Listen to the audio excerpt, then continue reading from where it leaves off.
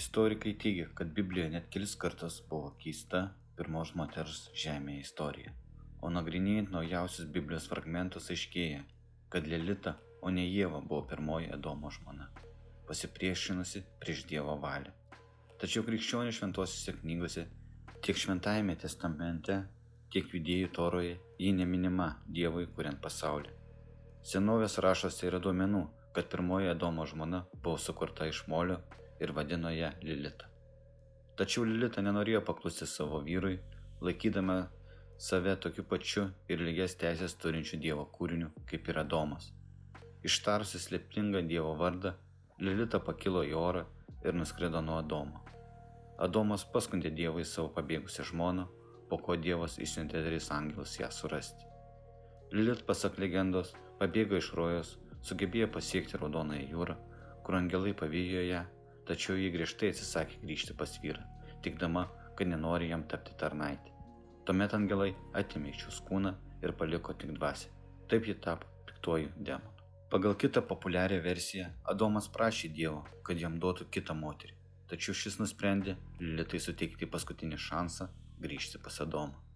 Ultimatumą, kad jai grįžus viskas bus užmiršta, nunešė 3 angelai. Tačiau prieš tai Lilit, atvykusi prie Raudonosios jūros, sudarė sandėrį su Šėtonu ir pagimdė sūnų. Pamačiusi vaiko galią, jis susidėjo su demonais ir pagimdė daugybę palikuonių. Lilita, įpykusi ir įsižeidusi, ko reikalauja Dievas, prisiekė, kad niekada nenusilenks prieš vyrą. Dievas, supykęs, nužudė visus jos vaikus, tame tarpe ir Šėtono pirmagimį. Vėliau Dievas, supratęs klaidą, sukūrė antrą žmoną iš Adomo šonkaulio, tokiu būdu parodydamas, kad jai priklauso paklusti vyrui ir kad jai nekiltų minčių nurodinėti vyrui. Taip pat įvairiose šaltiniuose Lilit išvaizda aprašoma skirtingai. Vienoje iš versijų ji apkūni, seksuali. Daug senesni tekstai aprašo ją kaip apaugusią plaukais, turinčią gyvatės uodegą ir letinas ilgais nagais. Taip ją papuošė angelai ir Dievas dėl nepaklusnumo. Pasak Kabalos, Lilit pirmoji iš demonų.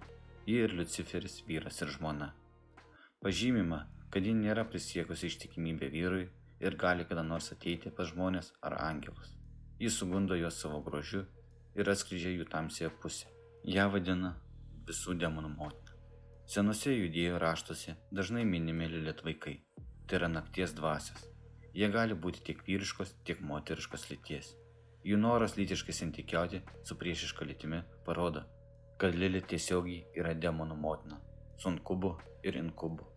Inkubas tai demonas, kuris pasirodo moteriams idealiu jų supratimu vyro pavidalu ir sugundo jas. Maitinasi gyvybę moters jėga. Sukubas taip priklauso moteriškai lyčiai ir pasirodo vyrams. Įvairiuose tautose minima 50 skirtingų vardų: Belili, Etmali, Lilakė, Baalat, Džino motina, Lilium, Laila, Lahušsva ir kiti. Jis sieta su vaikų pagrobimu ir nužudimu, vyrų suviliojimu ir seksualinių fantazijų sukėlimu.